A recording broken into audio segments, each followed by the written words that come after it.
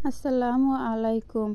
শুধুমাত্র স্বামীকে দেখানোর জন্য মেয়েদের সাজসজ্জার অনুমতি রয়েছে, আর বাকি সব অবস্থায় নারী পর্দা মেনে চলার নির্দেশ দিয়েছেন মহান রাব্বুল আলামিন। রাসূল পাক সাল্লাল্লাহু আলাইহি ওয়াসাল্লাম হাদিস দ্বারা প্রমাণিত স্বামী, বাবা এবং আপন ভাইয়ের সামনে যাওয়া ইসলাম সমর্থন দিয়েছে। তাদের সামনে একটু আধটু সাজসজ্জায় কোনো বাধা নেই, তবে সাজসজ্জা শুধুমাত্র স্বামীকে দেখানোর জন্যই প্রযোজ্য।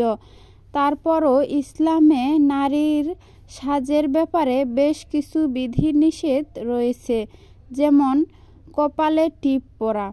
আসুন আজ আমরা জেনে নেই টিপ কোথা থেকে এসেছে, আর কেনই বা রাসূল সাল্লাল্লাহু আলাইহি সাল্লাম নারীদের কপালের মধ্যখানে বড় ধরনের টিপ পরা নিষিদ্ধ ঘোষণা করেছেন। হযরত ইব্রাহিম আনহা থেকে যখন আগুনে নিক্ষেপ করার জন্য চড়ক স্থাপন করেছিল, তখন ফেরেশতারা অন্য প্রান্ত থেকে বাধা দিচ্ছিল। তখন শয়তান এসে নমরুদের লোকদের পরামর্শ দিয়েছিল, যখন ফেরেশতারা বাধা দেবে তখন তাদের সামনে খারাপ নারীদের এনে রাখতে, যাদের কপালে টিপ থাকবে এবং তারা উলঙ্গ থাকবে। এতে করে রহমতের ফেরেশতারা দূরে সরে যাবে।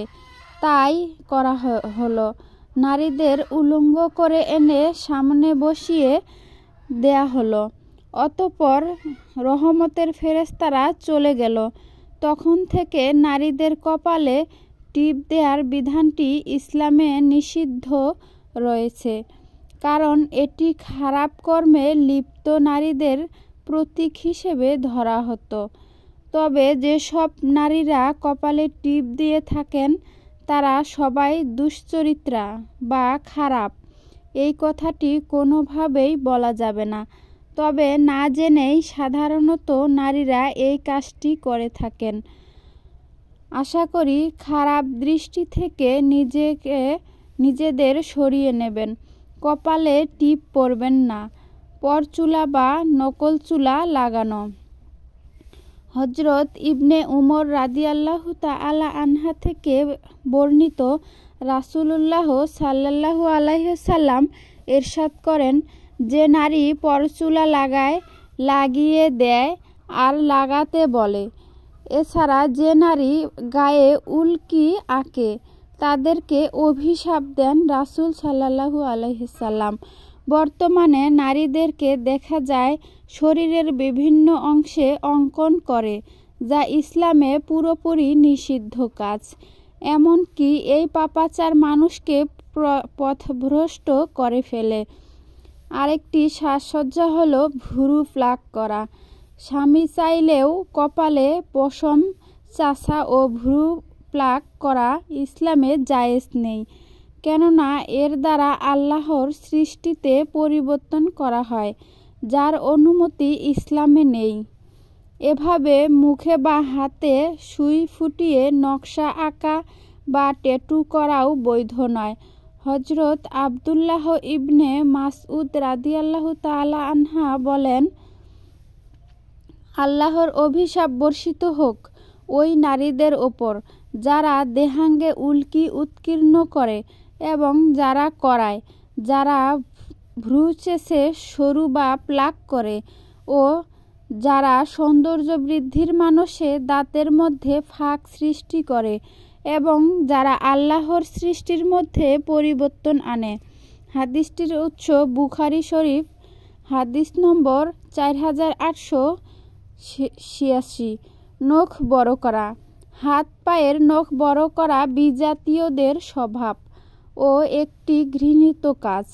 অনেক সময় নখের ভেতরে ময়লা জমে খাবারের সময় পেটে যাওয়ার আশঙ্কা থাকে। প্রতি সপ্তাহে হাত পায়ের নখ কাটা সুন্নত।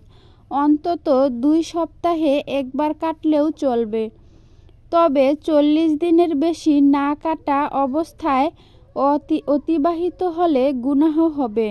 হাদিসটির উৎস মুসলিম, হাদিস নম্বর 258। শরীরে ট্যাটু করা। হযরত ইবনে উমর রাদিয়াল্লাহু তাআলা আনহু থেকে বর্ণিত, রাসূল সাল্লাল্লাহু আলাইহি সাল্লাম ইরশাদ করেছেন, যে নারী পরচুলা লাগিয়ে দেয় আর লাগাতে বলে, এছাড়াও যে নারী গায়ে উল্কি আঁকে তাদেরকে অভিশাপ দেন। রাসূল সাল্লাল্লাহু আলাইহি সাল্লাম পারফিউম ব্যবহার করা। সেন্ট, পারফিউম, বডি স্প্রে ইত্যাদিতে যদি কোনো ধরনের নাপাক বস্তু মিশ্রিত না থাকে তাহলে তা ব্যবহার করা জায়েজ।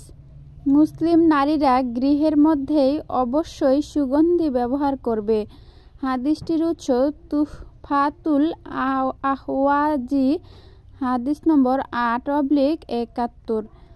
আমাদের ভিডিওটি ভালো লাগলে একটি লাইক দিন, চ্যানেলটি সাবস্ক্রাইব করে বেল আইকনটি বাজিয়ে দিন। এরকম ভিডিও পেতে আমাদের পাশেই থাকুন। সম্পূর্ণ ভিডিওটি দেখার জন্য আপনাকে অসংখ্য ধন্যবাদ।